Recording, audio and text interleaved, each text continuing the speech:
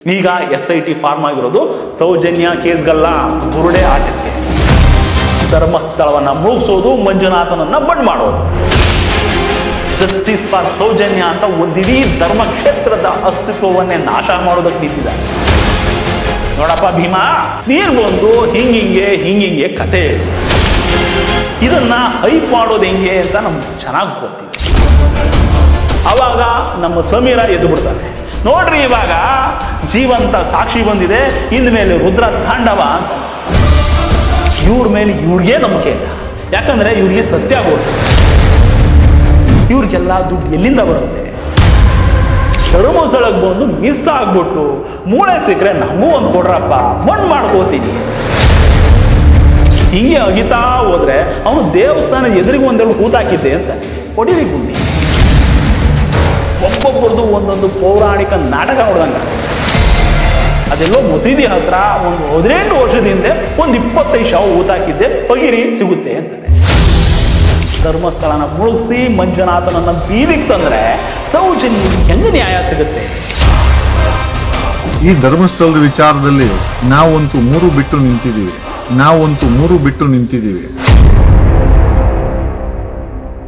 ನಿಮ್ಗೆ ಒಂದು ಕತೆ ಹೇಳ್ತೀನಿ.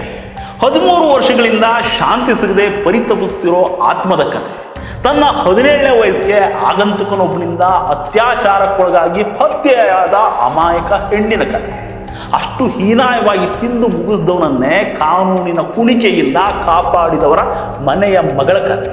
ತನ್ನ ಸಾವಿಗೆ ನ್ಯಾಯ ಕೊಡಿಸ್ತೀನಿ ಅಂತ ಹೋರಾಟದ ವೇಷ ತೊಟ್ಕೊಂಡು, ಜೋಬ್ ತುಂಬಿಸ್ಕೊಂಡು, ಸಾಕ್ಷಿ ಕೊಡ್ತೀನಿ ಅಂತ ದಿನಕ್ಕೊಂದು ಕತೆ ಹೇಳ್ಕೊಂಡು, ಬಣ್ಣ ಬಣ್ಣದ ಭೂತ ಬಾವುಗಲಿಗಳ ಕತೆ ಹೇಳ್ತಿದ್ದವನ್ನ ಕರ್ಕೊಂಡು ಬಂದು ತಲೆ ಬುಡ ಇಲ್ಲದ ಸ್ಟೋರಿ ಕಡಿಸಿ ಬುರುಡೆ ಭೀಮನನ್ನ ಕರ್ಕೊಂಡು ಬಂದು ಗೋರಿಯಲ್ಲಿ ತಣ್ಣಗೆ ಮಲಗಿದ್ದ ಅಸ್ಥಿ ಪಂಜರಗಳ ನೆಮ್ಮದಿ ಹಾಳು ಮಾಡುವಾಗ ಸಮಾಧಿಯಲ್ಲೇ ಅಸಹನೀಯ ನಿಟ್ಟುಸಿರು ಬಿಟ್ಟ ದೇವತೆಯ ಕತೆ. ಅವತ್ತು ಕಾಲೇಜ್ ಮುಗಿಸ್ಕೊಂಡು ಬಂದು ಬಸ್ ಇಳಿದ ಹೆಣ್ಣುಮಗಳು ಮಾರನೇ ದಿನ ಶವವಾಗಿ ಸಿಗ್ತಾರೆ. COD ತನಿಖೆ ಆಗುತ್ತೆ, CBI ತನಿಖೆ ಕೂಡ ಆಗುತ್ತೆ. 8,000 ಪುಟಗಳ ಚಾರ್ಜ್ ಶೀಟು ಇವನೇ ಆರೋಪಿ ಅಂತಾರೆ. ಇದೇ ಮನುಷ್ಯನ ವಿರುದ್ಧ 86 ಸಾಕ್ಷಿಗಳಿರ್ತವೆ. ಇದರ ಮಧ್ಯೆ ಮತ್ತಾರೋ ಪ್ರಭಾವಿಗಳ ಮೇಲೆ ಅನುಮಾನ ಶುರುವಾಗುತ್ತೆ. ಅವರ ಬ್ರೈನ್ ಮ್ಯಾಪಿಂಗ್ ಕೂಡ ಆಗುತ್ತೆ. ಅದರಲ್ಲಿ ಏನೂ ಹುರುಳಿಲ್ಲ ಅಂತಾನೂ ಗೊತ್ತಾಗುತ್ತೆ. ಆದರೆ ಈ ಆರೋಪಿ ಮಾತ್ರ ಮಂಪರು ಪರೀಕ್ಷೆ ಮಾಡಿಸ್ಕೊಳ್ಳೋದಕ್ಕೆ ಸುತ್ತಾರಾಮ್ ಒಪ್ಪೋದಿಲ್ಲ. ನಮ್ಮ ದೇಶದ ಅತ್ಯುನ್ನತ ತನಿಖಾ ಸಂಸ್ಥೆ CBI ಇನ್ವೆಸ್ಟಿಗೇಟ್ ಮಾಡಿ ಇವನೇ ಆರೋಪಿ ಅಂತ ಕೋಟಿ ಕೊಟ್ಟ ಮೇಲೂ ಇವನ ಪರವಾಗಿ ಆ ಹೆಣ್ಣು ಮಗುವಿನ ಮನೆಯವರೇ ಕೋಟಿಗಟ್ಟಲೆ ದುಡ್ಡು ಖರ್ಚು ಮಾಡ್ತಾರೆ. ನಾನೊಂದು ಲಾಯರಿಗೆ 3.5 ಲಕ್ಷ ಕೊಟ್ಟಿದ್ದೇನೆ ಇದೇ ಸಂತೋಷವನ್ನು ಹೊರಗಡೆ ತರಲಿಕ್ಕೆ. ನಮಗೆ 1 ಕೋಟಿ ಮೇಲೆ ಖರ್ಚಾಗಿದೆ. CBI ಅಲ್ಲಿ ಆಫೀಸರ್ಸ್ ಅದೆಲ್ಲ ಎಲ್ಲೆಲ್ಲಿ ಹೋಗ್ಬೇಕು, ಲಾಯರ್ಗೆ ಒಂದು ಲಾಯರ್ ಹೋಗಿ 1.5 ಲಕ್ಷ ಬೇಕು. ಕೋರ್ಟ್ನಲ್ಲಿ ಉಲ್ಟಾ ಸಾಕ್ಷಿ ಹೇಳಿ ಕಡೆಗೆ ಆರೋಪ ರುಜುವಾತಾಗದೆ ಬಿಡುಗಡೆನೂ ಮಾಡಿಸ್ತಾರೆ. ಅಲ್ಲಿಗೆ ಸೌಜನ್ಯ ಅನ್ನೋ ದೇವತೆಗೆ ನ್ಯಾಯ ಕೊಡಿಸೋ ಕತೆ ಮುಗಿದೋಗುತ್ತೆ. ಸೌಜನ್ಯ ಕೇಸಿನ ತೀರ್ಪು ಬಂದು 2 ವರ್ಷ ಆದರೂ ಇಲ್ಲಿವರೆಗೆ ಮೇಲಿನ ಕೋರ್ಟ್ಗೆ ಯಾರೂ ಹೋಗಿಲ್ಲ. ಸುಮ್ಮನೆ ಸಾಕ್ಷಿ ಮೊಬೈಲಲ್ಲಿದೆ ಅಂತ ಹಾದಿ ಬೀದಿಯಲ್ಲಿ ಹೇಳ್ಕೊಂಡು ಓಡಾಡ್ತಿದ್ದಾರೆ ಬಿಟ್ರೆ ಕೋರ್ಟ್ ಕಡೆ ತಲೆ ಹಾಕಿ. ಮೊದಲೆಲ್ಲ ಇವನೇ ಅಪರಾಧಿ, ಇವನೇ ಒಪ್ಕೊಂಡಿದ್ದಾನೆ ಅಂತ ಕರಾರುವಕ್ಕಾಗಿ ಹೇಳ್ತಿದ್ದವರು ಸಂತೋಷ್ ಕುಮಾರ್ ಹೇಳಿದ್ದಾನೆ. ಯಾರ ಹತ್ರ ಹೇಳಿದಾನಂದ್ರೆ ಪತ್ರಿಕೆಯ ಮುಖಂಡರ ಹತ್ರ, ಜೈಲಿನ ಒಳಗಡೆ ಬಂದಿಯಲ್ಲಿರುವಂತ ಕೈದಿಗಳ ಹತ್ರ. ಅವನನ್ನು ಜೈಲಿಗೆ ತರುವ ಸಂದರ್ಭದಲ್ಲಿ ಕೆಲವು ಪೊಲೀಸ್ ಡಿಪಾರ್ಟ್ಮೆಂಟ್ ನಲ್ಲಿ ಹೇಳಿದ್ದಾನೆ. ಹೇಗಂತ ಹೇಳಿದ್ರೆ 4 ಮಂದಿ ನಾವು ಅಲ್ಲಿ ಮಾಡಿದ್ದಲ್ಲ, ನಾವು ಹೊರಗಡೆ ಮಾಡಿದ್ದು. ಇದ್ದಾನೆ ಅವನು, ಇದ್ದಾನೆ. ನಿರಪರಾಧಿ ಹೊರಗೆ ಬಂದ. ಯಾಕಂತೇಳಿ ಆರೋಪಿ ಅಂತ ಹೇಳೋದಿಲ್ಲ ಅವನ ಹುಡುಗನನ್ನು ನಾವು, ಯಾಕಂತೇಳಿದ್ರೆ ಅವನ ಆರೋಪಿ ಅಲ್ಲ. ಇವಾಗ ಇವನು ಅಮಾಯಕ, ಅಪರಾಧಿಗಳು ಬೇರೆ ಇದ್ದಾರೆ ಅಂತ ಸ್ಟೋರಿ ಹೇಳ್ತಿದಾರಲ್ಲ, ಇವರನ್ನ ಹೆಂಗೆ ನಂಬೋದು ಹೇಳಿ? ಆದರೂ ಸೌಜನ್ಯಗೆ ನ್ಯಾಯ ಸಿಗಬೇಕು ಅಂತ ಗೊತ್ತಿಲ್ಲ. ಈಗ SIT ಫಾರ್ಮ್ ಆಗಿರೋದು ಸೌಜನ್ಯ ಕೇಸ್ಗಲ್ಲ, ಬುರುಡೆ ಆಟಕ್ಕೆ. ಆದರೂ ಜಸ್ಟಿಸ್ ಫಾರ್ ಸೌಜನ್ಯ. ಆಮೇಲೆ ಶುರುವಾಗುತ್ತೆ ನೋಡಿ ಮತ್ತೊಂದು ಆಟ. ಇದರ ಮೂಲ ಉದ್ದೇಶ ಧರ್ಮಸ್ಥಳವನ್ನ ಮುಗಿಸೋದು, ಮಂಜುನಾಥನನ್ನ ಬಂದ್ ಮಾಡೋದು. ಧರ್ಮಸ್ಥಳ ಅನ್ನೋ ಬಿಳಿ ಬಟ್ಟೆಗೆ ಮಸಿ ಬಳಿದು ಎದ್ದು ಹೋಗ್ತಾ ಇರೋದು. ಆಮೇಲೆ ಬೇಕಾದ್ರೆ ನೀವು ಕುತ್ಕೊಂಡು ತೊಳ್ಕೊಳ್ಳಿ. ಅವಾಗಲೂ ಹೇಳೋದು ಜಸ್ಟಿಸ್ ಫಾರ್ ಸೌಜನ್ಯ. ನಮ್ಮ ಜನಗಳನ್ನ ಕುರಿಗಳನ್ನ ಮಾಡೋದು ತುಂಬಾ ಸುಲಭ ಕಂಡ್ರಿ, ಅದಕ್ಕೆಲ್ಲ ದೊಡ್ಡ ಇತಿಹಾಸನೇ ಇದೆ. ಎಲ್ಲಿಂದಲೋ ಬಂದ ಬ್ರಿಟಿಷರು ನಮ್ಮ ನೆಲದ ಒಬ್ಬ ರಾಜನನ್ನ ಸೋಲಿಸಿ ಬೀದಿಯಲ್ಲಿ ಮೆರವಣಿಗೆ ಬರ್ತಾ ಇದ್ರೆ ನಮ್ಮದೇ ಜನ ಬ್ರಿಟಿಷ್ ಸೈನಿಕರ ಮೇಲೆ ಹೂ ಹೆರಚ್ಬಿಟ್ಟು ವೆಲ್ಕಮ್ ಮಾಡ್ತಿದ್ದಾರೆ. ಅವಾಗಲೇ ಬ್ರಿಟಿಷರು ಡಿಸೈಡ್ ಮಾಡಿದ್ರಂತೆ ಇವರನ್ನ ಆಳೋದು ತುಂಬಾ ಸುಲಭ, ಹಾಗಂತ ಬ್ರಿಟಿಷ್ ಸೇನಾಧಿಕಾರಿ ಒಬ್ಬರೇ ಬರ್ಕೊಂಡಿದ್ದಾರೆ. ಹಿಂಗೆ ನಮ್ಮ ಜನ ಇಲ್ಲಿ ಸೌಜನ್ಯ ಅನ್ನೋ ದೇವತೆ ಒಂದು ದಾಳ ಅಷ್ಟೇ. ಜಸ್ಟಿಸ್ ಫಾರ್ ಸೌಜನ್ಯ ಅಂತ ಒಂದಿಡೀ ಧರ್ಮಕ್ಷೇತ್ರದ ಅಸ್ತಿತ್ವವನ್ನೇ ನಾಶ ಮಾಡೋದಕ್ಕೆ ನಿಂತಿದ್ದಾರೆ. ಯಾರಾದರೂ ಆ ಧರ್ಮಕ್ಷೇತ್ರದ ಪರವಾಗಿ ಧ್ವನಿ ಎತ್ತಿದ್ರೆ ಇವನು ಸೌಜನ್ಯ ವಿರೋಧಿ ಅನ್ನೋ ಸ್ಲೋಗನ್ ರೆಡಿಯಾಗಿರುತ್ತೆ.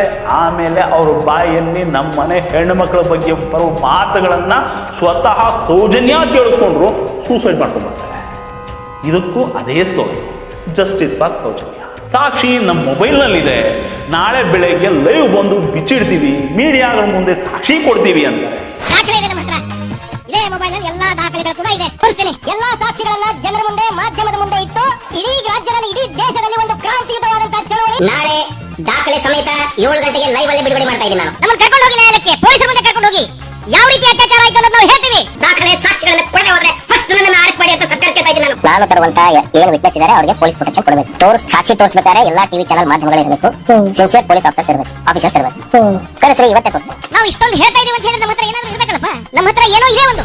ಇಲ್ಲಿವರೆಗೆ ಯಾರಾದ್ರೂ ಎಲ್ಲಾದ್ರೂ ಏನಾದ್ರೂ ಕೊಟ್ರ ನಮ್ಮ ಜನ ಯಾವತ್ತಾದ್ರೂ ಕೇಳಿದ್ರ? ನೋ. ಅವ್ರಿಗೂ ಗೊತ್ತು, ಸಭೆ ಸಮಾರಂಭಗಳಲ್ಲಿ ಯಾವುದೋ ಯೂಟ್ಯೂಬ್ ವಿಡಿಯೋದಲ್ಲಿ ಏನು ಹೇಳಿದ್ರು ಯಾವನೂ ಬಂದು ಹೊರಳುಪಟ್ಟು ಹೇಳಿದ್ರು ಅದಕ್ಕೆಲ್ಲ ಪ್ರೂಫ್ ಕೇಳಲ್ಲ ಅಂತ. ಒಂದೇ ಸುಳ್ಳನ್ನ ಪದೇ ಪದೇ ಹೇಳ್ತಿದ್ರೆ, ಬೇರೆಯವ್ರ ಬಾಯಲ್ಲಿ ಹೇಳಿಸ್ತಿದ್ರೆ, ಡಿಫ್ರೆಂಟ್ ಆ್ಯಂಗಲಲ್ಲಿ ಹೇಳ್ತಾನೆ ಇದ್ರೆ ಜನ ಅದನ್ನು ಸತ್ಯ ಅಂತ ನಂಬ್ಕೊತಾರೆ. ನಮ್ಮ ಯೂತ್ಸ್ ಇದಾರಲ್ಲ, ಅವರು ಯಾವುದನ್ನೂ ಪೂರ್ತಿಯಾಗಿ ತಿಳ್ಕೊಳ್ಳಲ್ಲ, ಕೇಳಿಸ್ಕೊಳ್ಳಲ್ಲ, ಓದ್ಕೊಳ್ಳಲ್ಲ. ಯಾರೋ ಬಂದು ಒಂದು ವಿಡಿಯೋದಲ್ಲಿ ಏನೋ ಹೇಳ್ದ ಅಂದರೆ ಅದನ್ನೇ ನಿಜ ಅಂದ್ಕೊಂಡು ಏನು ಕೇಳಿದ್ರು ಸೌಜನ್ಯ ನ್ಯಾಯ ಕೊಡಿಸಿದೆ ಅಂತ. ಯಾವ ಪರ ಯಾವ ಥರ ನ್ಯಾಯ ಬೇಕು, ಅಲ್ಲಿ ಏನಾಗಿದೆ ಗೊತ್ತಾ ಅಂದರೆ ಅದೆಲ್ಲ ಗೊತ್ತಿಲ್ಲ, ಸೌಜನ್ಯ ನ್ಯಾಯ ಬೇಕು ಅಷ್ಟೇ. ನಿಮ್ಮ ಪ್ರಕಾರ ಹೇಗಾದ್ರೆ ನ್ಯಾಯ ಸಿಗುತ್ತೆ? ಏನಾದ್ರೂ ನ್ಯಾಯ ಸಿಗುತ್ತೆ? ಸರಿಯಾದ ತನಿಖೆ ಆಗಬೇಕು. ಆಗ್ತಿಲ್ಲ, ತನಿಖೆ ಆಗ್ತಿಲ್ಲ. ಹೇಗಾಗಬೇಕಾದ್ರೆ ಸರಿಯಾಗಿ ಹೇಗಾಗಬೇಕು? ನ್ಯಾಯ ಕೊಡಿಸಿ ಅಂತ ಬಂದಿದ್ದೀವಿ. ಹೇಗೆ ಅಂತ SIT ತನಿಖೆಯಿಂದ ಸರಿಯಾಗಲ್ಲ ಅಂತ ನಿಮ್ಗೆ ಅನ್ಸುತ್ತಾ? ಸುಮ್ಮನೆ ಕೇಳಿ. ಎಲ್ಲ ಸಂಸ್ಥೆನೂ ಈಗ ಏನು ಅರ್ಥ ಇಲ್ಲ. ಸಾವಿರಾರು ಜನರ ಅತ್ಯಾಚಾರ, ಹತ್ಯಾಕಾಂಡ ಅಂತ ಕತೆ ಹೇಳಿ ಹೇಳಿ ಜನರ ತಲೆಗೆ ವಿಷ ತುಂಬಿದ್ದಾರಲ್ಲ, ಮುಂದೆ ಇವ್ರು ಕಟ್ಟಿರೋ ಕತೆಗಳೆಲ್ಲ ಸುಳ್ಳು ಅಂತ ಆದರೆ ಇವರಿಗೆಲ್ಲ, ಈ ಒಂದೊಂದು ಮುಗ್ಧ ಜೀವಿಗಳಿಗೆಲ್ಲ ಹುಡುಕೊಂಡು ಹೋಗಿ ಒಬ್ಬೊಬ್ಬರಿಗೂ ಹೇಳೋರು ಯಾರು? ಇದೆಲ್ಲ ಏನೂ ಇಲ್ಲ, ಎಲ್ಲ ಪಿತೂರಿ ಅಷ್ಟೇ ಕಣ್ರಮ್ಮ ಅಂತ ತಲುಪಿಸೋಕ್ಕಾಗಲ್ಲ. ಬಿಳಿ ಬಟ್ಟೆಗೆ ಮಸಿ ಹಾಕು ಸುಲಭ ಕಂಡ್ರಿ, ತೊಳ್ಕೊಳ್ಳೋದು ಕಷ್ಟ. ಇವರ ಲಾಜಿಕ್ಕು ಅದೇ, ಎಷ್ಟಾಗುತ್ತೋ ಅಷ್ಟು ಗಬ್ಬೆಬ್ಬಿಸ್ಬಿಡೋದು. ಆಮೇಲೆ ಏನಾಗ್ಬೋದು, ಒಂದು ಕೇಸ್ ಆಗ್ಬೋದು, ನಮಗಿನ್ನೇನು ಗಲ್ಲಿಗೆ ಹಾಕ್ತಾರ, ನೋಡ್ಕೊಂಡ್ರೆ ಆಯಿತು. ಆದರೆ ನಾವು ಮಾಡಿರೋ ಡ್ಯಾಮೇಜು ಅದನ್ನು ಸರಿ ಮಾಡ್ಕೊಳ್ಳೋಕ್ಕೆ ಎಷ್ಟು ವರ್ಷ ಬೇಕು? ನಾವು ಧರ್ಮಸ್ಥಳಕ್ಕೆ ಅವಮಾನ ಮಾಡ್ತಿಲ್ಲ, ಮಂಜುನಾಥಿ ಏನೂ ಅಂತಿಲ್ಲ, ನಾವು ದೇವ್ರ ಭಕ್ತರೇ ಅಂತ ಹೇಳ್ತಾನೆ ಎಲ್ಲೆಲ್ಲಿ ಹೆಂಗೆ ಡ್ಯಾಮೇಜ್ ಮಾಡಬೇಕು ಅಲ್ಲಲ್ಲಿ ಹಂಗಂಗೆ ಡ್ಯಾಮೇಜ್ ಮಾಡ್ತಾ ಇದ್ದಾರೆ. ಧರ್ಮಸ್ಥಳದಲ್ಲಿ ಅಣ್ಣಪ್ಪನಿಗೆ ಮಂಜುನಾಥನಿಗೆ ಕೈ ಮುಗಿದು ವೇಸ್ಟ್. ಮಂತಿಲಿಲ್ಲ ದೇವಸ್ಥಾನ ತೆಗಿಲಿಲ್ಲ. ಮಂಜುನಾಥ ಅನ್ನುವಂಥದ್ದು ಬೌದ್ಧರ ಆ ಒಂದು ಹೆಸರದು. ಅಣ್ಣಪ್ಪ ಸ್ವಾಮಿ ಒಬ್ಬ ಕ್ರಾಂತಿಕಾರಿ ಬೌದ್ಧ. ಇಲ್ಲಿ ಅಣ್ಣಪ್ಪ ಸ್ವಾಮಿ ಅನ್ನುವಂಥದ್ದು ಯಾವ ಕಾರ್ಮಿಕ ಪುರುಷನು, ದೇವಮಾನವನು, ದೈವವು, ಧರ್ಮವು, ದೇವರು ಅಲ್ಲ. ಮೊದಲೇ ಇದನ್ನು ಹೇಳ್ತಾರೆ, ನಿಜವಾಗ್ಲೂ ಕೂಡ ಮನಸ್ಸು ಕಲ್ಲಾಗತ್ತೆ ಅಂತ ಕೇಳಿದ್ರೆ. ನಾನು ಧರ್ಮಸ್ಥಳದಲ್ಲಿ ಮದುವೆ ಆದನು, ಸಾಮೂಹಿಕ ವಿವಾಹದಲ್ಲಿ ಮದುವೆ ಆದವು. ಮದುವೆ ಹಿಂದಿನ ದಿನ ಕಂಡೀಷನ್ ಹಾಕಿದ್ರು, ನಿಮ್ಗೆ ಅದನ್ನ ಮಾಡ್ತೀವಿ, ಟೂರಿಸಂ ಪ್ಯಾಕೇಜ್ ಮಾಡ್ತೀವಿ, ಏನೇನು ಹೇಳಿದ್ರೆ 3 ದಿನ ತಿರುಗಾಡ್ತೀವಿ. ಕಂಡೀಷನ್ ಅಂತ ಹೇಳಿದ್ರೆ ಆ ಹುಡುಗಿ ಹೇಳ್ತಾರಂತೆ ಇವರು, ನಿನ್ನ ಫಸ್ಟ್ ನೈಟ್ ನನ್ನ ಜೊತೆಗೆ ಆಗ್ಬೇಕು ಅಂತ ಹೇಳ್ತಾರಂತೆ ಇವರು ಲೋಫರ್ಗಳು. ಇಲ್ಲಿ ಕಾಣಿಸ್ತಿರೋದು 4-5 ಜನ. ಇವರಿಂದ ಒಂದಿಡೀ ವ್ಯವಸ್ಥೆ ಕೆಲಸ ಮಾಡ್ತಾರೆ. ಮೊದಲು ಸಭೆ ಸಮಾರಂಭ ಯೂಟ್ಯೂಬ್ ಇಂಟರ್ವ್ಯೂಗಳಲ್ಲೇ ಕತೆ ಹೇಳ್ತಿದ್ರು. ಅದು ಒಂದೊಂದರಲ್ಲಿ ಒಂದೊಂದು ಕತೆ. ಈ ಧೀರಜ್ಕೆಲ್ಲ ಅವನ ಮನೆ ಕೆಲಸದವಳು ವಾರಿಜಾಶ್ರೀ ಅಂತ, ಸೌಜನ್ಯ ಹತ್ಯೆ ನಡೆದ ತಕ್ಷಣನೇ ಆ ಮರುದಿನ ಬಟ್ಟೆ ಒಗಿಬೇಕಾದ್ರೆ, ಧೀರಜ್ಕೆಲ್ಲ ಬಟ್ಟೆ ಒಗಿಬೇಕಾದ್ರೆ ಬ್ಲಡ್ಸ್ ನೋಡ್ತಾರೆ, ಬಟ್ಟೆ ತುಂಬಾ ರಕ್ತ ಆಗಿರ್ತದೆ, ಭವಾರ್ತಾಳು. ನೆಕ್ಸ್ಟ್ ಡೇ ನೋಡಕ್ ಮಾಡ್ತಾರೆ, ಸೌಜನ್ಯ ಕೊಲೆ ಆಯ್ತು ಅಂತ ಎತ್ಕೊಂಡು ಬಿಡ್ತಾಳೆ. ಒಬ್ಬಳ ಯಾರನ್ನ ಎತ್ಕೊಂಡು ಬರ್ತಾ ಇದಾರಲ್ಲ ಅಂತ ಹೇಳಿ ವಾರಿಜಾಚಾರ್ತಿ ನೋಡ್ತಾರೆ ಅವಳು ಮನೆ ಕೆಲಸದವಳು. ಇವರು ಮತ್ತೆ ಅಲ್ಲಿ ಏನ್ ಮಾಡ್ತಾರೆ, ಪೇನ್ ಆದಾಗ ಮತ್ತೆ ಅವಳಿಗೆ ಎಚ್ಚರ ಆಗುತ್ತೆ. ಅಲ್ಲಿನೂ ಕೂಡ ಅದೇ ರೀತಿ ಒಳಗೆ ಮಾಡ್ತಾರೆ, ಎಚ್ಚರ ತಪ್ಪಿಸಿ ಮತ್ತೆ ಒಂದ್ಸಲ ಇದು ಮಾಡ್ತಾರೆ. ಅಲ್ಲಿ ಸ್ವಲ್ಪ ಒಡಲಾಟ ಎಲ್ಲ ಇದನ್ನಾಗುತ್ತೆ, ಬ್ಲಡ್ ಸ್ಟೇನ್ ಬರ್ತದೆ. ಅಲ್ಲಿ ಇವಳು ನೋಡ್ತಾಳೆ ಹಿಂಗೇನೋ ಆಗ್ತಾ ಇದೆ ಅಂತ ಹೇಳಿ. ಆ ವಾರಿಜಾತಿ ಇರಬೇಕಲ್ಲ, ಅದೇ ಪೀಲಿಯಾದ ಅದೇ ಬಾವಿಯಲ್ಲಿ ಸ್ವಲ್ಪ ಇದನ್ನಾದ್ಮೇಲೆ ಅವಳು ಸತ್ತು. ಇವು ವಾರಿಜಾಶ್ರೀ ಸತ್ತಿದ್ದು ಸೌಜನ್ಯ ಹತ್ಯೆ ಆಗಿ 1 ವರ್ಷ ಆದ್ಮೇಲೆ ಅಂತ ಜನಕ್ಕೆ ಗೊತ್ತಾದ್ಮೇಲೆ ಬೇರೆ ಟಾಪಿಕ್ ಶಿಫ್ಟ್ ಆಗ್ತಾರೆ. ಇದು ಯಾವುದೂ ವರ್ಕೌಟ್ ಆಗಲ್ಲ ಅಂತ ಗೊತ್ತಾದ್ಮೇಲೆ ಯೂಟ್ಯೂಬ್ನಲ್ಲಿ ಕೂತ್ಕೊಂಡು ದೆವ್ವ ಭೂತ ಅಂತ ಕಲ್ಲರ್ ಕಾಗೆ ಆರಿಸ್ತಿದ್ದು ಹುಡುಗನನ್ನು ಕರ್ಕೊಂಡು ಬಂದು ಒಂದು ವಿಡಿಯೋ ಮಾಡಿಸ್ಬಿಟ್ರು. ಆ ಕಲ್ಲರ್ ಕಾಗೆ ನಮ್ಮ ಜನರಿಗೆ ಹೊಸದು ಚೆನ್ನಾಗಿ ಹಾರ್ತು. ಆಮೇಲೆ ಗೊತ್ತಾಗಿದ್ದು ಆ ಹುಡುಗನ ರಿಸರ್ಚ್ ಎಲ್ಲ ಎಲ್ಲಿ ಮಾಡಿದ್ರು? ದೊಡ್ಡ ರಿಸರ್ಚ್ ಮಾಡಿ ಯಾರು ಕೊಟ್ಟಿದ್ರು ನಿಂಗೆಲ್ಲ ಇನ್ಫಾರ್ಮೇಶನ್? ಗಿರೀಶ್ ಮಠಣ್ಣ ಸರ್, ಆಮೇಲೆ ಅವ್ರ ಮಹೇಶ್ ತಿಂಬಳೆ ಸರ್ ತುಂಬಾ ಇಂಟ್ರೆಸ್ಟ್ ಕೊಟ್ಟಾರ ಅವರು. ಅವ್ರದ್ದು ಎಲ್ಲ ಎಲ್ಲಾರು ಒಂದು ಕುತ್ಕೊಂಡು ಒಂದು 50-60 ಇಂಟರ್ವ್ಯೂ ನೋಡಿ ಅಲ್ಲ. ಓಕೆ ಒಂದೊಂದು ಇಂಟರ್ವ್ಯೂ ಒಂದೊಂದು ಇನ್ಫಾರ್ಮೇಶನ್. ಸಿಂಪಲ್ ಆಗಿ ಅರ್ಥ ಮಾಡ್ಕೊಳ್ಳಿ, ಈ ಹುಡುಗ ದುಡ್ಡು ಅಂತ ಬಂದ್ರೆ ಬೆಟ್ಟಿಂಗ್ ಆ್ಯಪ್ ಕೂಡ ಪ್ರಮೋಷನ್ ಮಾಡ್ತಿದ್ದ. ಈಗ ಫುಲ್ ಟೈಮ್ ಇವ್ರ ಜೊತೆನೆ ಬಿದ್ಬಿಟ್ಟವನೇ ಅಂದ್ರೆ ಪುಕ್ಸಟ್ಟೆ ಹೇಳ್ತಾನ ಹೇಳಿ. ನಾನು ಎಡಿಟರಿಗೆ ಪೇ ಮಾಡೋದಕ್ಕೆ ನನ್ನ ಹತ್ರ ದುಡ್ಡಿಲ್ಲ. ಈ ಹುಡುಗ ಚಂದಾಮಮ್ಮನ ಕಥೆನ ತುಂಬಾ ಚೆನ್ನಾಗಿ ಹೇಳ್ತಾನೆ. ನಾವೆಲ್ಲ ಏನು ಹೇಳ್ದಾಗೋರು ಅಂತ ನೋಡ್ತೀವಿ. ಅವನು ವಿಡಿಯೋ ಸ್ಟಾರ್ಟ್ ಮಾಡೋಕ್ಕೂ ಮೊದಲೇ ಸಣ್ಣ ಅಕ್ಷರದ ಒಂದು ಡಿಸ್ಕ್ಲೇಮರ್ ಆಗಿದೆ. ಇದೆಲ್ಲ ಸೋಷಿಯಲ್ ಮೀಡಿಯಾದಲ್ಲಿ ಸಿಗೋ ಇನ್ಫಾರ್ಮೇಶನ್ ತಗೊಂಡು ಹೇಳೋ ಸ್ಟೋರಿ. ಯಾವ ಎಕ್ಸ್ಪರ್ಟ್ ಜೊತೆ ನಾವು ಮಾತಾಡಿಲ್ಲ, ಯಾವ ಲೀಗಲ್ ರಿಸರ್ಚು ಮಾಡಿಲ್ಲ. ಆದರೂ ನಾವು ಅದನ್ನೆಲ್ಲ ಓದೋಕ್ಕೋಗಲ್ಲ. ಯಾರಾದರೂ ಜಾತಿ ಧರ್ಮ ಅಂತ ನೋಡಿದ್ರೆ ಚೊಪ್ಲಿ ನೋಡಿರಿ ಅಂತಾನೆ. ಇದೇ ಹುಡುಗ ಅಜಿತ್ ಹನುಮಪ್ಪನವ್ರನ್ನ ಅಜಿತ್ ಜೈನ್ ಅಂತಾನೆ. ಇನ್ಸ್ಟಾದಲ್ಲಿ ಮೆಸೇಜ್ ಮಾಡಿದ್ರೆ ಮೇಲ್ ಮಾಡಬೇಕಾಗಿತ್ತು ಅಂತಾನೆ. ಮೇಲ್ ಮಾಡಿದ್ರೆ ಯಾವುದೋ ವಿಡಿಯೋ ಎಡಿಟ್ ಮಾಡಿ ಹಾಕಿ ಗಂಡಸಿಗೆ ಗರ್ಭಕೋಶ ಇರುತ್ತಾ ಅಂತಾನೆ. ಬಾಣ್ಲಿ ಅಜಿತ ಅಂತಾನೆ, ಜೈನ ಅಂತಾನೆ.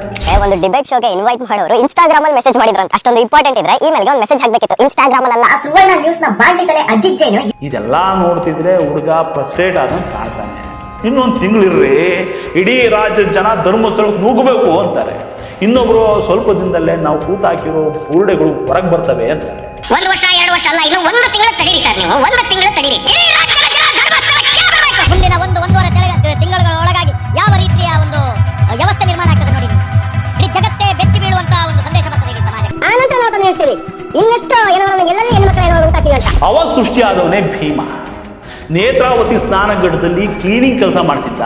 ಮತ್ತೆ ಧರ್ಮಸ್ಥಳದಲ್ಲಿ ಇಲ್ಲದೆ ಸತ್ತಂತಹ ಅಪರಿಚಿತ ಶವಗಳನ್ನು ಮಣ್ಣು ಮಾಡ್ತಿದ್ದ ವ್ಯಕ್ತಿ ಯಾವುದೋ ಕಾರಣಕ್ಕೆ ಕ್ಷೇತ್ರ ಬಿಟ್ಟು ಹೋಗಿ 12 ವರ್ಷಗಳ ಮೇಲಾಯಿತು. ಅಂಥ ವ್ಯಕ್ತಿ ಈ ಟೀಮಿಗೆ ಸಿಗ್ತಾನೆ. ಅವಾಗ ತಿಮ್ರೋಡಿ ಮನೆಯಲ್ಲಿ ಮೀಟಿಂಗ್ ಮೇಲೆ ಮೀಟಿಂಗ್ ಆಗ್ತವೆ. ಅವಾಗ ರೆಡಿ ಆಗುತ್ತೆ ನೋಡಿ ಕತೆ, ಚಿತ್ರಕಥೆ. ನೋಡಪ್ಪ ಭೀಮಾ, ನೀನು ಬಂದು ಹಿಂಗಿಂಗೆ ಕತೆ ಹೇಳು. ಇದನ್ನ ಹೈಪ್ ಮಾಡೋದು ಹೆಂಗೆ ಅಂತ ನಮ್ಗೆ ಚೆನ್ನಾಗಿ ಗೊತ್ತಿದೆ. ಹೆಂಗೋ ಸ್ಮಶಾನದಲ್ಲಿ ಗುಂಡಿ ತೆಗೆದ್ರೆ ಅಸ್ಥಿ ಪಂಜರಗಳು ಸಿಗ್ತವೆ. ಇವುಗಳ ಮೇಲೆ ಒಂದೊಂದು ಕತೆ ಹೇಳಿದ್ರಾಯ್ತು. 1000 ಶವ ಕೂತಾಕಿದ್ದಾರೆ ಅಂದರೆ ಇದು ಇಂಟರ್ನ್ಯಾಷನಲ್ ಸುದ್ದಿ ಆಗುತ್ತೆ. ಅಷ್ಟು ಸಾಕು, ಎಷ್ಟು ಬೇಕೋ ಅಷ್ಟು ಡ್ಯಾಮೇಜ್ ಆಗೋಗುತ್ತೆ. ಆಮೇಲೆ ಎನ್ಕ್ವೈರಿ ಅದು ಇದು ಅಂತ ವರ್ಷಗಟ್ಟಲೆ ಹೇಳ್ಕೊಂಡು ಹೋಗುತ್ತೆ. ಅದೆಲ್ಲ ಆಗಿ ಇನ್ನೇನೂ ಆಗಿಲ್ಲ, ಇದೆಲ್ಲ ಸುಳ್ಳು ಅಂತ ಪ್ರೂವ್ ಆದರೂ ಏನು ಮಹಾ ಆಗುತ್ತೆ? ನೀನು ತಪ್ಪಾಯ್ ಸ್ವಾಮಿ, ಯಾರೋ ಎದುರಿಸಿ ಹಿಂಗೆ ಮಾಡಿಸ್ಬಿಟ್ರು ಅಂತ ಕಣ್ಣೀರು ಹಾಕು, ಎಲ್ಲ ಮುಗ್ದೋಗುತ್ತೆ. ನಿನಗೆ ನಿಮ್ಮ ಮನೆಗೆ ಎಷ್ಟು ಬೇಕೋ ಅಷ್ಟೆಲ್ಲ ತಲುಪುತ್ತೆ ಅಂತ ವ್ಯವಹಾರ ಕುದುರಿಸಿದ ಮೇಲೆ ಮದ್ದೂರಲ್ಲಿದ್ದ ಈ ವ್ಯಕ್ತಿಯನ್ನ ಮಾಸ್ಕ್ ಹಾಕಿಸ್ಕೊಂಡು ಕೈಗೊಂದು ಬೂಡೆ ಕೊಟ್ಟು ಭೀಮಾ ಅಂತ ಹೆಸರಿಟ್ಟು ಕರ್ಕೊಂಡು ಬರ್ತಾರೆ. ಅವಾಗ ನಮ್ಮ ಸಮೀರ ಎದ್ದು ಬಿಡ್ತಾನೆ. ನೋಡ್ರಿ, ಇವಾಗ ಜೀವಂತ ಸಾಕ್ಷಿ ಬಂದಿದೆ, ಇನ್ಮೇಲೆ ರುದ್ರ ತಾಂಡವ ಅಂತಾನೆ. ಸಾಕ್ಷಿ ತಾನೇ ಕೇಳ್ತಾ ಇದ್ರಿ, ಸಾಕ್ಷಿ ತಾನೇ ಬೇಕಿತ್ತು ನಿಮ್ಗೆಲ್ಲ. ಈಗ ಒಂದು ಜೀವಂತ ಸಾಕ್ಷಿ ಮುಂದೆ ಇದೆ. ಅಸ್ಲಿ ಆಟ ಶುರು. ಆಟ ಅಲ್ಲ, ಶಿವ ತಾಂಡವ ಈ ಸತಿ. 1000 ಹೆಣ್ಮಕ್ಳು ಅಂತಾರಲ್ಲ ಇವರು. ಅಲ್ಲ ರೀ, ಯಾರಾದ್ರೂ ಬಿಡ್ತಾರ? ತಮ್ಮ ಪ್ರಾಣಕ್ಕೆ ಭಯ ಪಟ್ಟು ತಮ್ಮ ಮಕ್ಕಳನ್ನ ಕಳ್ಕೊಂಡು ಬಾಯಿ ಮುಚ್ಕೊಂಡು ಸುಮ್ಮನೆ ಇದ್ಬಿಡ್ತಾರ? ನೀವೇ ಇಂಡಿವಿಜುವಲ್ ಥಿಂಕ್ ಮಾಡಿ. ನಿಮ್ಮನೆ ಮಕ್ಳಿಗೆ ಹಿಂಗಾದ್ರೆ ಸುಮ್ಮನೆ ಇರ್ತಿದ್ರ? ಒಬ್ಬರೋ ಇಬ್ಬರೋ ಎದ್ಕೊಂಡು ಸುಮ್ಮನೆ ಇರ್ತಾರೇನೋ? 1000 ಜನ. ಅವತ್ತಿಂದ ಸೌಜನ್ಯ ಪೇರೆಂಟ್ಸೇ ಫೈಟ್ ಮಾಡ್ತಿಲ್ವಾ? ಹಾಗೆ ಬೇರೆಯವರು ಬರ್ತಿದ್ರಲ್ವಾ? 1000 ಸಾವು, ಅತ್ಯಾಚಾರಗಳು ಅಂತಾರಲ್ಲ, ಇವ್ರ ಕತೆ ಬಿಡಿ, 3 ಬಿಟ್ಟು ನಿಂತ್ಬಿಟ್ಟವ್ರೆ. ಈ ಧರ್ಮಸ್ಥಳದ ವಿಚಾರದಲ್ಲಿ ನಾವಂತೂ 3 ಬಿಟ್ಟು ನಿಂತಿದ್ದೀವಿ. ನಮ್ಮವ್ರು ನೀವಾದ್ರೂ ಸ್ವಲ್ಪ ಲಾಜಿಕಾಗಿ ಯೋಚನೆ ಮಾಡಿ. ಮೊದಲು SIT ಎಲ್ಲ ಏನು ಬೇಡ, ಅದೇನು ತನಿಖೆ ಆಗಬೇಕು ಅದಾಗುತ್ತೆ ಅಂತಾರೆ ನಮ್ಮ CM. ಮಾರನೇ ದಿನ SIT ಕೂಡ ಆಗೋಗುತ್ತೆ. ಅದಕ್ಕೆ ಎಡಪಂಥೀಯ ಹೋರಾಟಗಾರರ ಒತ್ತಡ ಅಂತ ಓಪನ್ ಆಗಿ ಹೇಳಿದ್ರು ನಮ್ಮ ದಕ್ಷಿಣ ಕನ್ನಡ ಜಿಲ್ಲಾ ಉಸ್ತುವಾರಿ ಸಚಿವರಾದಂಥ ದಿನೇಶ್ ಗುಂಡೂರಾವ್. SIT ಏನು ಕೊಡುವಂತ ಅವಶ್ಯಕತೆ ಏನಿಲ್ಲ ಅಂತ ನಾನು ಅವತ್ತು ಹೇಳಿ. ಎಡಪಂಥೀಯ ಸಂಘಟನೆಗಳು ಅವರೆಲ್ಲ ಬಹಳ ಒತ್ತಡ ಹಾಕಿದ್ರು. ಸುಮ್ಮನೆ ಯೋಚನೆ ಮಾಡಿ, ಎಡಪಂಥೀಯರ, ಕಮ್ಯುನಿಸ್ಟರ, ಮುಸ್ಲಿಂ ಸಂಘಟನೆಗಳ ಉದ್ದೇಶಗಳು ಏನಿರ್ತವೆ ಅಂತ. ಮಾಜಿ ಮುಖ್ಯಮಂತ್ರಿಯೊಬ್ಬರ ಪೋಕ್ಸೋ ಕೇಸ್ ಆದಾಗಲೂ ಇವರು ಯಾರು ಹಿಂಗೆ ಎದ್ದು ಬಂದು ಹಾರಾಡಲಿಲ್ಲ. ಪ್ರತಿದಿನ ಎಷ್ಟು ಅತ್ಯಾಚಾರಗಳಾಗ್ತವೆ. ಅದನ್ನೆಲ್ಲ ಬಿಟ್ಟು ಈ ವಿಚಾರಕ್ಕೆ ಪಿತೂರಿಗೆ ಬಂದವರೇ ಅಂದರೆ ಅವರ ಸ್ಪೆಷಲ್ ಇಂಟ್ರೆಸ್ಟ್ ಏನು ಅಂತ ಬಾಯ್ಬಿಟ್ಟು ಬೇರೆ ಹೇಳಬೇಕಾ? ಇವರದ್ದು ವ್ಯವಸ್ಥಿತ ಸಂಚು ಅಷ್ಟೇ. ಈ SIT ತನಿಖೆ ಅನ್ನೋದು ನೆಪ ಮಾತ್ರ. ಇದರಲ್ಲಿ ಏನೂ ಸಿಗಲ್ಲ ಅಂತ ಇವ್ರಿಗೆ ಚೆನ್ನಾಗಿ ಗೊತ್ತು. ಒಂದು ವೇಳೆ ಈಗ ಮುಂದೆ ಬಂದಿರುವಂತಹ ಭೀಮ ಅಸ್ಥಿ ಪಂಜರಗಳನ್ನ ಹೊರ ತೆಗೆದ್ರೂ ಯೂಸ್ ಇಲ್ಲ. ಇವ್ರು ಏನ್ ಅನ್ಬಿಡ್ತಾರೆ ಅಂದ್ರೆ ಇಲ್ಲ ಇದು ಯುಡಿಆರ್ ಆಗಿರುವಂತಹ ದೇಹ, ಇದು ಪೊಲೀಸ್ ಅವರೇ ಹೇಳಿ ಹೂತ್ ಹಾಕಿರುವಂತಹ ದೇಹ ಅಂತ ಹೇಳ್ತಾರೆ. ಹಾಗಿದ್ದಾಗ ಭೀಮ ಅಸ್ಥಿ ಪಂಜರಗಳನ್ನ ಹೊರ ತೆಗೆದು ಯೂಸ್ ಏನಾಯ್ತು? ಅದಕ್ಕೆ ಮೊದಲೇ ಅದಕ್ಕೆ ಏನೇನು ಸಪೋರ್ಟಿವ್ ಆಗಬೇಕು, ಏನೇನು ಹೇಳಬೇಕು ಎಲ್ಲ ಹೇಳ್ಬಿಡ್ತಿದ್ದಾರೆ. ಈಗಾಗಲೇ ಶುರು ಮಾಡ್ಕೊಂಡ್ಬಿಟ್ಟಿದ್ದಾರೆ. ಇಲ್ಲಿಗೆ ಬಂದವರೆಲ್ಲ ಕರೆಕ್ಟ್ ಆಗ್ಬಿಡ್ತಾರೆ. ಇದೊಂಥರ ಬರ್ಮುಡಾ ಟ್ರಯಾಂಗಲ್ ಇದ್ದಂಗೆ. SITಗೆ ಆಲ್ರೆಡಿ 500 ಕೋಟಿ ಹೋಗ್ಬಿಟ್ಟಿದೆ. ಏನೇನೋ ಕತೆ. ಇವ್ರಿಗೆ ಯಾವ ತನಿಖಾ ಸಂಸ್ಥೆ ಮೇಲೂ ನಂಬಿಕೆ ಇಲ್ಲ. COD ನಂಬಲಿಲ್ಲ, CBI ಕೊಡಿ ಅಂದರು, ಕಡೆಗೆ ಅದ್ರ ಮೇಲೂ ನಂಬಿಕೆ ಇಲ್ಲ ಅಂದರು. ಈಗ SIT ಬೇಕು ಅಂದರು. ಅದನ್ನು ಸರಿ ಇಲ್ಲ ಅನ್ನೋದಕ್ಕೆ ಏನೇನು ಬೇಕೋ ಅದಕ್ಕೆ ವ್ಯವಸ್ಥೆ ಮಾಡ್ಕೋತಾ ಇದ್ದಾರೆ. ಇವ್ರಿಗೆ ನ್ಯಾಯಾಂಗ ವ್ಯವಸ್ಥೆ ಮೇಲೂ ನಂಬಿಕೆ ಇಲ್ಲ, ಕಡೆಗೆ ಇವ್ರ ಮೇಲೆ ಇವ್ರಿಗೆ ನಂಬಿಕೆ ಇಲ್ಲ. ಯಾಕಂದ್ರೆ ಇವ್ರಿಗೆ ಸತ್ಯ ಗೊತ್ತು, ತಾವು ಹೇಳ್ತಿರೋದೆಲ್ಲ ಸುಳ್ಳು ಅಂತ. ಇದೆಲ್ಲದರ ನಡುವೆ ಸುಜಾತಾ ಭಟ್ ಅನ್ನೋ ಇನ್ನೊಂದು ಆತ್ಮ ಎದ್ದು ಬರುತ್ತೆ ಅನ್ನೋದಕ್ಕಿಂತ ಕರ್ಕೊಂಡು ಬಂದರು ಅನ್ನೋದೇ ಸರಿ. ನಾನು CBIನಲ್ಲಿ ಸ್ಟೆನೋಗ್ರಾಫರು, ನನ್ನ ಮಗಳು 2004ರಲ್ಲಿ ಮುನಿಪಲ್ KMCಯಲ್ಲಿ MBBS ಮಾಡ್ತಾ ಇದ್ದು, ಧರ್ಮಸ್ಥಳಕ್ಕೆ ಬಂದು ಮಿಸ್ ಆಗ್ಬಿಟ್ಟು ಮೂಳೆ ಸಿಕ್ಕರೆ ನಮಗೂ ಒಂದು ಕೊಡ್ರಪ್ಪ, ಮಣ್ಣು ಮಾಡ್ಕೋತೀನಿ ಅಂತ. KMCಯಲ್ಲಿ ಅನನ್ಯ ಭಟ್ ಅನ್ನೋರು ಅಡ್ಮಿಷನ್ನೇ ಆಗಿಲ್ಲ, ಅದು ಕೂಡ ಫ್ಯಾಕ್ಟ್ ಚೆಕ್ ಆಗಿದೆ. ಅನನ್ಯ ಭಟ್ ಈಗಲೂ ಕೂಡ ಆಸ್ಟ್ರೇಲಿಯಾದಲ್ಲಿ ಜೀವಂತ ಇದ್ದಾರೆ. ಈ ಸುಜಾತಾ ಭಟ್ ಯಾವ CBI ಆಫೀಸ್ನಲ್ಲೂ ಕೆಲಸ ಮಾಡ್ತಿರಲಿಲ್ಲ, ಇಲ್ಲೇ ಬೆಂಗಳೂರಲ್ಲೇ ಎಲ್ಲೋ ನರ್ಸ್ ಆಗಿದ್ರಂತೆ. ಇನ್ನೂ ಏನೇನೋ ಬೇರೆ ಬೇರೆ ಕಥೆಗಳಿದ್ದಾರೆ. ಇನ್ನು ಇವ್ರ ಅಡ್ವೊಕೇಟ್ ಒಬ್ಬರಿದ್ದಾರೆ. ಗುಂಡಿ ತೆಗೆಯೋ ಮುಂಚೆನೆ ಇನ್ನೂ ಒಂದು ಹೆಜ್ಜೆ ಮುಂದಕ್ಕೆ ಹೋಗಿ ಈ ಗುಂಡಿಯಲ್ಲಿ ಎಷ್ಟು ಶವ, ಆ ಗುಂಡಿಯಲ್ಲಿ ಅಷ್ಟು ಶವ ಇದ್ದಾವೆ ಅಂತ ಲೆಕ್ಕ ಕೊಟ್ಟರು. ಆಮೇಲೆ ಇವ್ರನ್ನ ಪ್ರೆಸ್ ನೋಟ್ ರಿಲೀಸ್ ಮಾಡೋದಕ್ಕೆ ಅಪಾಯಿಂಟ್ ಮಾಡ್ಕೊಂಡಿದ್ದಾರೇನೋ ಅನ್ನೋ ಥರ back to back press note ಬಿಡ್ತಾನೇ ಇದ್ದಾರೆ. ಇಷ್ಟೆಲ್ಲ ಅವಾಂತರ ಮಾಡಿದಾಗ ಸಿಕ್ಕಿದ್ದು 2 ಅಸ್ಥಿ ಪಂಜರ. ಅದು 2 ಗಂಡಸ್ನವು, ಒಂದು ತುಂಬ ಹಳೆದು, ಇನ್ನೊಂದು ಇತ್ತೀಚಿನದು. 2 ಭೀಮನ ಬುರುಡೆ ಕತೆ ಮ್ಯಾಚ್ ಆಗಲ್ಲ. ಯಾವನೋ ಬಂದು ಹುಚ್ಚುನ್ ಥರ ಏನೇನೋ ಹೇಳ್ತಾನೆ ಅಂದರೆ ಮೊದಲು ಅವನ ಇಹಾಪರ ಏನು, ಅವನ ಹಿನ್ನೆಲೆ ಏನು, ಇವನ ಮಾತಲ್ಲಿ ಹುರುಳಿದ್ಯಾ, ಒಬ್ಬನೇ ಇಷ್ಟೆಲ್ಲ ಮಾಡೋದಕ್ಕೆ ಸಾಧ್ಯನಾ, ತಂದಿರೋ ಬುರುಡೆ ಯಾರ್ದು, ಎಲ್ಲಿಂದ ತಂದ, ಹೆಂಗೆ ತಂದ ಅಂತ ಬಂದವನನ್ನು ವಶಕ್ಕೆ ತಗೊಂಡು ವಿಚಾರಣೆ ಮಾಡಬೇಕಲ್ಲ. ಬೆಳಗ್ಗೆ ಬರ್ತಾನಂತೆ, ಜಾಗ ತೋರಿಸ್ತಾನಂತೆ, ಇವ್ರು ಹೋಗಿತಾರಂತೆ. ಏನು ಸಿಕ್ಕಿದ್ರೆ ಅಯ್ಯೋ ಇಲ್ಲೇ ಊತಿದ್ನಪ್ಪ, ಅದೇನಾಯಿತು ಅಂತಾನೆ. ಅವಾಗ ಒಂದು ಸ್ಟೋರಿ ಬಿಡ್ತಾರೆ ನೋಡಿ. ಮುಸುಕತಾರಿ ಭೀಮನಿಗೆ ದೂರು ವಾಪಸ್ ತಗೋ ಅಂತ SIT ಅಧಿಕಾರಿ ಬೆದರಿಕೆ ಹಾಕಿತು.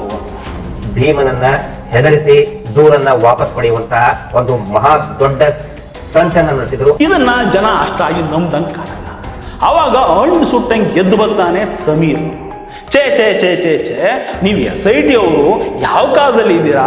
ಗುಂಡಿ ತೋಡೋದು ಬಿಟ್ಟು GPR ಅಂತ ಒಂದಿದೆ, ಅದನ್ನ ತಗೊಂಡು ಬನ್ನಿ, ಎಲ್ಲ ಸಿಗ್ತವೆ, ಅಷ್ಟೆಲ್ಲ ನಿಮ್ಗೆ ಎಕ್ಸ್ಪೀರಿಯನ್ಸ್ ಅಂತೀರಾ, ನನ್ನಂತ ಚೈಲ್ಡ್ ಹತ್ರ ಬುದ್ಧಿ ಹೇಳಿಸ್ಕೋತೀರಾ ಅಂತಾನೆ. ಇನ್ನು ಅಸ್ಥಿ ಪಂಜರಗಳನ್ನ ಹೊರ ತೆಗೆತಿರುವಂತಹ ರೀತಿ ನೋಡಿದ್ರೆ ನಾವು 2025 ಅಲ್ಲಿ ಬದುಕ್ತಾ ಇದೀವಾ ಅಥವಾ 90s ಅಲ್ಲಿ ಬದುಕ್ತಾ ಇದೀವಾ ನನಗೆ ಅರ್ಥ ಆಗ್ತಾ ಇಲ್ಲ. ಇಲ್ಲಿ ಆಫ್ಟರ್ ಆಲ್ ಒಂದು GPR ನ ಪ್ರೊವೈಡ್ ಮಾಡ್ತಿಲ್ವಲ್ಲ, ಏನ್ ಹೇಳ್ಬೇಕು ಇವ್ರಿಗೆ? ಇನ್ ಕೇಸ್ ಇವರು ಇದೇ ರೀತಿ ತನಿಖೆನ ಮುಂದುವರೆಸಿದ್ರು ಅಂತಂದ್ರೆ ಏನು ಸಿಗಲ್ಲ. ಆ ಕಡೆ ನಮ್ಮ ಮಟ್ಟಣ್ಣ ಇಷ್ಟು ವರ್ಷ ಆದ್ಮೇಲೆ ಬೋರ್ಡೆಯಲ್ಲಿ ಸಿಗ್ತವೆ. ಪಾಪ ಭೀಮ ಊತಿಟ್ಟಿದ್ದ, ಈ ಹೊಂದಿಗಳು ಕತ್ತೆ ಕಿರುಬುಗಳು ತಿಂದ್ಕೊಂಡು ಹೋಗ್ಬಿಟ್ಟವೆ. ತಲೆ ಬುರುಡೆ ಬಗ್ಗೆ, ಬುರುಡೆಗಳು ಏನಂತ ಹೇಳಿದ್ರೆ ಅಲ್ಲಿ ಕಾಡು ಹಂದಿಗಳು, ಮುಳ್ಳು ಹಂದಿಗಳು ಮತ್ತೆ ಉಡಾ ಏನಿದೆಯಲ್ಲ, ಉಡಾ ಮತ್ತೆ ಮುಳ್ಳು ಹಂದಿಗೆ ನನಗೂ ಕೂಡ ಗೊತ್ತಿರೋ ಹಂಗೆ ನಮ್ದು ತೋಟ ಇದೆ, ಅವು ಎಲ್ಲ ಏನಂತ ತಲೆ ಬುರುಡೆ ಅಂದ್ರೆ ಬಹಳ ಇಷ್ಟ ಅವಕ್ಕೆ. ಅದರಲ್ಲಿನೂ ಕೂಡ ಕೊಳಿತಾ ಇರುವಂತಹ ಶವದ್ದು ತಲೆ ಬುರುಡೆ ಅಂದ್ರೆ ಅವು ಕಚ್ಕೊಂಡು 5 ಫೀಟ್ ಆಳದಲ್ಲಿ ಇದ್ರೂ ಕೂಡ ಆ ಕಾಡು ಹಂದಿ ಇರ್ಬೋದು, ಮುಳ್ಳು ಹಂದಿ ಆಗ್ಲಿ, ಅದನ್ನ ಕೆದಕಿ ತಲೆ ಬುರುಡೆನ ಕಚ್ಕೊಂಡು ಹೋಗ್ತವೆ. ಇದು ಯಾಕೋ ವರ್ಕೌಟ್ ಆಗ್ಲಿಲ್ಲ ಅಂತ ಮತ್ತೊಂದು ಕತೆ. ಇಲ್ಲ ಮೊದಲು ಭೀಮ ಇಲ್ಲೇ ಕೂತಿದ್ದ, ಅದರ ಮೇಲೆ ಯಾರೋ 10 ಅಡಿ ಹೊಸ ಮಣ್ಣು ಸುರಿದು ಬಿಟ್ಟವ್ರೆ, ಇದೆಲ್ಲ ಅವ್ರದ್ದೇ ಕೆಲಸ, ಇವ ಮೂಳೆ ಸಿಗ್ತಿದ್ರೆ ಭೀಮದೇನು ತಪ್ಪಿಲ್ಲ ಅಂತಾರೆ. ಸುಮಾರು 15 ಅಡಿಯವರೆಗೆ ವೇಸ್ಟ್ ಅನ್ನು ಹಾಕಿದ್ದಾರೆ, ಕನ್ಸ್ಟ್ರಕ್ಷನ್ ವೇಸ್ಟ್ ಅನ್ನು ಹಾಕಿದ್ದಾರೆ. 15 ಅಡಿ ಮಣ್ಣು ಹಾಕಿ ಅದರಲ್ಲಿ 8 ಅಡಿ ತೆಗೆದು ಏನು ಸಿಗಲಿಲ್ಲ ಅಂತ ಹೇಳಿ ಅದೊಂದು ತಪ್ಪು ಸಂದೇಶ ಹೋಗ್ತಾ ಇದೆ. ಧರ್ಮಸ್ಥಳಕ್ಕೆ JCB ನುಗ್ಗಿಸ್ತೀವಿ ಅಂದಿದ್ರು, ಈಗ ಧರ್ಮಸ್ಥಳದ ಮಹಾದ್ವಾರಕ್ಕೆ ಎಂಟ್ರಿ ಆಗ್ಬಿಟ್ಟಿದೆ. ಹಿಂಗೆ ಅಗಿತಾ ಹೋದ್ರೆ ಅವನು ದೇವಸ್ಥಾನದ ಎದುರಿಗೆ ಒಂದೆರಡು ಹೂತಾಕಿದ್ದೆ ಅಂತಾನೆ. ಹೊಡಿರಿ ಗುಂಡಿ. ಇದ್ರ ಮಧ್ಯೆ ಒಂದಷ್ಟು ಯೂಟ್ಯೂಬರ್ಗಳ ಆರ್ಭಟವನ್ನು ನೋಡ್ಬೇಕು ನೀವು. ರೋಡಲ್ಲಿ ನಿಂತ್ಕೊಂಡು 1ನೇ ಗುಂಡಿಯಲ್ಲಿ ಅಷ್ಟು, 2ನೇದ್ರಲ್ಲಿ ಇಷ್ಟು ಅಂತ ಮೂಳೆ ಏಣಿಸಿ ಲೆಕ್ಕ ಕೊಡೋದೇನು, ಧರ್ಮಸ್ಥಳ ಗಡಗಡ ಅನ್ನೋದೇನು, ದೊಡ್ಡವರ ಎದೆಯಲ್ಲಿ ಢವಢವ ಅನ್ನೋದೇನು, ಒಬ್ಬೊಬ್ಬರದು ಒಂದೊಂದು ಪೌರಾಣಿಕ ನಾಟಕ ನೋಡ್ದಂಗೆ ಆಗುತ್ತೆ. ಎಲ್ಲರೂ ಮೈ ಮೇಲೆ ಗಾಳಿ ಬಂದೋರಂಗೆ ಆಗ್ತಾರೆ. ಪೀಠ ಅಂತೆ ಇವನಿಗೆ, ಆ ಪೀಠ ಅಂತೆ ಇವನು ದೇವಮಾನವ ಅಂತೆ, ಇವನ ಹತ್ರ ಬಂದು ಕಾಲಿಗೆ ಬೀಳುವುದಂತೆ. ಅಚ್ಚೂ ನಿನ್ನ ಮುಖಕ್ಕೆ ನಿನ್ನ ಸಾಯ್ಬೇಕು. ನೀನು ಎಲ್ಲಾದ್ರೂ ಹೋಗಿ ದೇವಮಾನವ ನೀನು ಸಾಯ್ಬೇಕು, ನಿನ್ನ ಸತ್ತೇ ಸಾಯ್ತೆ. ನೀನು ಯಾವ ರೀತಿ ಸಾಹಿತ್ಯ ಅಂತ ಹೇಳಿದ್ರು ಉಂಟಲ್ವ, ನಿನ್ನ ಕೊನೆಗಾಲ ಉಂಟಲ್ಲ. ಸಮಾಧಿಯಲ್ಲಿ ನ್ಯಾಯಕ್ಕಾಗಿ ಕೂಗುತ್ತಿರುವ ಸತ್ತಿರುವಂತಹ ಆ ಹೆಣ್ಣು ಮಕ್ಕಳ ಆರ್ತನಾದಕ್ಕೆ ಇದಕ್ಕೇನು ಹೇಳೋಣ ಹೇಳಿ. ಇದ್ರ ಮಧ್ಯೆ ಮೊನ್ನೆ ನಮ್ಮ ಪತ್ರಕರ್ತರ ಮೇಲೆ ಹಲ್ಲೆ ಆಯಿತು. ಇದನ್ನು ಮಾತ್ರ ನಾನು ಖಂಡಾತುಂಡವಾಗಿ ಖಂಡಿಸ್ತೀನಿ. ಇಲ್ಲೇನಾಗಿದೆ ಅಂದ್ರೆ 2 ಗುಂಪಾಗ್ಬಿಟ್ಟಿದೆ. ಒಂದು ಧರ್ಮಸ್ಥಳ ವಿರೋಧಿ ಗುಂಪು, ಇನ್ನೊಂದು ಧರ್ಮಸ್ಥಳ ಪರವಾದ ಗುಂಪು. ಇದರಲ್ಲಿ ಸೌಜನ್ಯ ಪರ ಅನ್ನೋದು ಜಸ್ಟ್ ಪ್ರೊಟೆಕ್ಷನ್ಗೆ, ಶೀಲ್ಡ್ ಅಷ್ಟೇ. ಎರಡೂ ಕಡೆ ಪತ್ರಕರ್ತರಿಗೂ ಒದೆ ಬಿದ್ದು, ಅದಕ್ಕೆ ಎರಡೂ ಕಡೆ ಹೊಡೆದು ಅವರದ್ದೇ ಆದ ಸಮರ್ಥನೆ ಕೊಡ್ಕೊಳ್ತಾರೆ. ಅದರಲ್ಲೂ ಒಂದಷ್ಟು ಪತ್ರಕರ್ತರ ವಾಕ್ ಸ್ವಾತಂತ್ರ್ಯ ಲಿಮಿಟ್ ಕ್ರಾಸ್ ಮಾಡಿರೋದಂತೂ ಸತ್ಯ. ಯಾರಾದ್ರೂ ಧರ್ಮಸ್ಥಳಕ್ಕೆ ಹೋಗ್ತಿದ್ರೆ ಸ್ವಲ್ಪ ಎಚ್ಚರಿಕೆಯನ್ನು ವಹಿಸಿ. ಡಿ ಗ್ಯಾಂಗ್ ಅಂದ್ರೆ ಧರ್ಮಸ್ಥಳ ಗ್ಯಾಂಗ್ ಅಂತ ಕರೀತಾರೆ, ಅಥವಾ ದಬ್ಬಳಿಕೆ ಗ್ಯಾಂಗ್ ಅಂತ ಕರೀತಾರೆ, ಮತ್ತೆ ದರೋಡೆಕೋರರ ಗ್ಯಾಂಗ್ ಅಂತ ಕೂಡ ಕರೀತಾರೆ. ದರೋಡೆಕೋರರು ಅಂದ್ರೆ ಸಾಮಾನ್ಯವಾಗಿ ಈ ಚಿನ್ನ ಕದಿಯುವಂಥವ್ರು, ಹಣ ಕದಿಯುವಂಥವ್ರು, ಸೊ ಈ ರೀತಿ ಕೇಳಿರ್ತಾರೆ. ಬಟ್ ಅಲ್ಲಿಯ ಒಂದು ಗ್ಯಾಂಗ್ ಏನಿದೆ ಅದು ಬಂದು ಹೆಣ್ಣು ಮಕ್ಕಳ ಒಂದು ಕಿಡ್ನಾಪ್ ಮಾಡುವಂತ, ಅವರನ್ನು ಅಪಹರಿಸುವಂತ ಒಂದು ಗ್ಯಾಂಗ್ ಅಂತಾನೆ ಹೇಳ್ತೇನೆ. ಯಾವ ಸೀಮೆಯ ರಾಜ್ಯಸಭಾ ಸದಸ್ಯ, ಯಾವ ಸೀಮೆಯ ದೇವಮಾನವ ನೀನು ಇಷ್ಟೊಂದು ಬಡ್ಡಿ ವ್ಯವಹಾರದಲ್ಲಿ ಅಕ್ರಮವಾಗಿ ಬಡ್ಡಿ ವ್ಯವಹಾರ ಮಾಡ್ತಾ ಇದ್ದಾರೆ ಅನ್ನುವಂತ ವಿಚಾರದಲ್ಲಿ ಒಂದಷ್ಟು ಜನ ಪ್ರಶ್ನೆಯನ್ನು ಕೇಳ್ತಾ ಇದ್ದಾರೆ. ಲೀಗಲ್ ಆಗಿ ಆಕ್ಷನ್ ಅನ್ನು ತೆಗೆದುಕೊಳ್ಳದೆ ನಿನ್ನ ಯಾರು SP ಗಿಸ್ಪಿ ಸೇವಾ ಪ್ರತಿನಿಧಿ ಮತ್ತೊಂದು ಮಗದೊಂದು ಅಂತೇಳಿ ಗೂಂಡಗಳ ತರ ಮನೆಗೆ ಕಳುಹಿಸಿ ನೀನು ವಸೂಲಿ ಮಾಡ್ತಾ ಇದ್ಯಲ್ವಾ, ನೀನು ಬಡ್ಡಿಯನ್ನು ವಸೂಲಿ ಮಾಡ್ತಾ ಇದ್ಯಲ್ವಾ, ನೀನು ನಾಚಿಕೆ ಅನ್ನೋದು ಆಗುದಿಲ್ವಾ ನಿನ್ಗೆ? ಭಿಕ್ಷೆ ಬೇಡಿ ನಿನ್ಗೆ ದುಡಿಯೋಕ್ಕಾಗುದಿಲ್ವಾ ನಿನ್ಗೆ? ಇಂಥ ಮಾತು ಕೇಳಿದಾಗ ಯಾರಿಗಾದ್ರೂ ಸ್ವಲ್ಪ ಆಕ್ರೋಶ ಬಂದೇ ಬರುತ್ತೆ ಅಲ್ಲ. ಇದಕ್ಕೆ ಸ್ಟೇ ತಗೊಂಡಿದ್ದವರು ಧರ್ಮಸ್ಥಳದವರು. ತಲೆ ಕೂಡ ಇಲ್ಲಂಗೆ ಬಾಯಿಗೆ ಬಂದಂಗೆ ಮಾತಾಡ್ಬೇಡ್ರಪ್ಪ. ಆರೋಪ ಮಾಡೋದಿದ್ರೆ ಕೋರ್ಟಲ್ಲಿ ಮಾಡಿ, ಅದಕ್ಕೂ ಮೊದಲೇ ಅಪರಾಧಿ ಅಂತ ಬೊಬ್ಬೆ ಹೊಡಿಬೇಡಿ. ಅದಕ್ಕೂ ಬಾಯಿ ಬಿಡ್ಕೊಂಡ್ರು ನಮ್ಮ ಹಕ್ಕನ್ನು ಕಿತ್ಕೋತಿದ್ದಾರೆ ಅಂತ. ಸಾಕ್ಷಿ ಪುರಾವೆಯಿಂದ ಸಿಕ್ಕಂಗೆ ಸಿಕ್ಕವ್ರ ಮೇಲೆ ಮಾನ ಮರ್ಯಾದೆ ಹರಾಜು ಹಾಕೋದಕ್ಕೆ ರೈಸ್ ಕೊಟ್ಟವ್ರು ಯಾರು ನಿಮಗೆ? ಇದು ಪತ್ರಿಕಾ ಸ್ವಾತಂತ್ರ್ಯ ಅಂತ ಹೇಳಿದವ್ರು ಯಾರು ನಿಮಗೆ? ಫಸ್ಟ್ ಆಫ್ ಆಲ್ ಸುಮ್ಮನೆ ಥಿಂಕ್ ಮಾಡಿ. ಇಷ್ಟು ಜನ ಹೋರಾಟಗಾರರು ಎಲ್ಲ ಕೆಲಸ ಬಿಟ್ಟು ವರ್ಷಗಟ್ಟಲೆ ಇದ್ರ ಹಿಂದೆ ಅಷ್ಟು ಜನ ಬಿದ್ದವ್ರೆ ಅಂದರೆ ಇವ್ರಿಗೆಲ್ಲ ದುಡ್ಡು ಎಲ್ಲಿಂದ ಬರುತ್ತೆ? ಖರ್ಚುವೆಚ್ಚಗಳಂತ ಇರ್ತಾವಲ್ಲ. ಕ್ಷೇತ್ರದ ವಿರುದ್ಧ ಇಡೀ ಒಂದು ಲಾಯರ್ ಟೀಮ್ ವರ್ಕ್ ಮಾಡ್ತಾ ಇದೆ. ನೆನಪಿರಲಿ, ಇವರು ಸೌಜನ್ಯ ಪರವಾಗೆಲ್ಲ ವರ್ಕ್ ಮಾಡ್ತಿರೋದು. ಇವ್ರಿಗೆಲ್ಲ ಫೀಸ್ ಕೊಡ್ತಿರೋದು ಯಾರು? ಪುಕ್ಸಟ್ಟೆ ಮಾಡ್ತಾರ? ಎಲ್ಲಿಂದಲೋ ಫಂಡಿಂಗ್ ಆಗ್ತಾ ಇದೆ ಅನ್ಸಲ್ವಾ? ಇನ್ನು ಭೀಮಾ ಎತ್ಕೊಂಡು ಬಂದಿದ್ದಲ್ಲ ಚಿಕ್ಕ ಹುಡುಗಿ ಬೋರ್ಡೆ ಅಂತ, ಚಿಕ್ಕ ಹುಡುಗಿದ್ದು ಬೋರ್ಡೆ ಅಂತ ನಾನೇ ಊತಾಕಿದ್ದೆ. ಅದ್ರ FSL ರಿಪೋರ್ಟ್ ಕೂಡ ಬಂದಿದೆ. ಅದು ಯಾರೋ ಗಂಡಸಿನ ಬೋರ್ಡೆ ಅಂತ ಬಂದಿದೆ. ಇವಾಗ ಸುಮ್ಮನೆ ಇವ್ರ ಮಾತು ಕೇಳಿ. ಸರ್, ನನ್ನ ಜೀವನದ ಒಂದು ಕೈ ಅನುಭವ, ಅದೊಂದು ಸತ್ಯಾರೂಪಕ್ಕೆ ಬಂದು ಆ ಒಂದು ಯಾವುದೊಂದು ಹೆಣ್ಣು ಮಗಳು ಪ್ರತಿ ರೀತಿಯಲ್ಲಿ ಇತ್ತು, ಅದನ್ನು ಮಣ್ಣು ಮಾಡೋದು ಕಾನೂನು ಪ್ರಕಾರ ಮಣ್ಣು ಮಾಡಿದ. ಇವಾಗೆಲ್ಲ ನೋಡ್ತಾ ಕಾನೂನು ಪ್ರಕಾರ ಯಾವ ರೀತಿಯಲ್ಲಿ ಮಾಡಬೇಕಂತಿತ್ತು ಆ ರೀತಿಯಲ್ಲಿ ಮಾಡಿಲ್ಲ. ಅದಕ್ಕೋಸ್ಕರ ಅದರ ಒಂದು ಅಸ್ಥಿಪಂಜ ಸಿಕ್ಕಿದೆ. ಆ ತಂದೆ ತಾಯಿ ಕೊಟ್ಟು ಅವರು ಆ ಏನು ಸಂಸ್ಕೃತಿ ಅವರ ಸಂಸ್ಕೃತಿ ಪ್ರಕಾರ ಅದಕ್ಕೊಂದು ಆತ್ಮಕ್ಕೆ ಶಾಂತಿ ಸಿಗುವ ಕೆಲಸ ಮಾಡಲಿ. ಅದಕ್ಕೋಸ್ಕರ ನನ್ನಿಂದ ಆಗುವಂಥ ಕೆಲಸ ಮಾಡೋಣ ಅಂತ ನಾನು ಬಂದಿದ್ದೀನಿ. ಸೌಜನ್ಯ ಹೋರಾಟದಲ್ಲೇ ಹಾರಾಡ್ತಿದ್ದ ವ್ಯಕ್ತಿ ಇನ್ನೊಂದು ತಿಂಗಳು ನೋಡ್ತಾ ಇರಿ ಗೊತ್ತಾಗುತ್ತೆ. ಸಾಕ್ಷಿ ಕೊಡ್ತೀನಿ ಅಂದವನು ಇವಾಗ ನಾನೇ ಸಾಕ್ಷಿ ಅಂತ ಬಂದ. 13 ನಂಬರ್ ಇದರಲ್ಲಿ ಈಗ ಒಂದು ಅಲ್ಲಿ ಮಾರ್ಕ್ ಹಾಕಿದ್ರಿಂದ ಸ್ವಲ್ಪ ಆ ಕಡೆನೆ ಅದೊಂದು ಊತ ಹಾಕಿದ್ದು ನಾನು ಭೀಮಾ ಊತ ಹಾಕ್ತಿದ್ದನ್ನು ನೋಡಿದ್ದೇನೆ. ಅಂದ್ರೆ ನೀವು ಭೀಮನನ್ನ ನೋಡಿದ್ದೀರಿ? ಹೌದು, ಊತ ಹಾಕಿದ್ದನ್ನು ನೋಡಿದ್ದೇನೆ. ಒಂದು ಇದರಲ್ಲಿ 5 ಬಾಡಿ ಹಾಕಿದ್ದನ್ನು ನಾನು ನೋಡಿದ್ದೇನೆ.